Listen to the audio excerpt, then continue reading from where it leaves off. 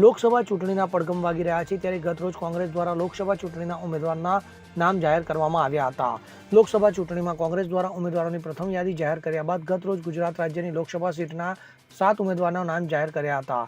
તો આજ રોજ કોંગ્રેસ દ્વારા મોડી સાંજે જામનગર લોકસભા સીટના ઉમેદવાર જાહેર કરવામાં આવે તેવી શક્યતાઓ છે. સૂત્રો દ્વારા મળતી માહિતી મુજબ કોંગ્રેસ દ્વારા જામનગર લોકસભા બેઠક પર જેપી મારવિયા હાલ જિલ્લા પંચાયતના વિપક્ષના નેતાને ફોન કરીને જાણકારી અપાઈ છે, જેથી જામનગર લોકસભા બેઠક પર હવે ભાજપના સાંસદ પૂનમ માડમ અને જેપી મારવિયા ટકરાતા જોવા મળશે. મહત્વનું છે કે જેપી મારવિયા જિલ્લા પંચાયતની કાલાવાડની સીટ જીત્યા હતા, જે બાદ હવે તેઓ લોકસભા સીટ સામે પણ લડતા જોવા મળશે. Bureau report CN24 news. હવે જુઓ દેશ દુનિયાની તમામ ખબરો તમારી આંગળીના ટેરવે. ઉઠાવો મોબાઈલ અને Google Play Store પરથી ડાઉનલોડ કરો અમારી CN24 ન્યૂઝ મોબાઈલ એપ.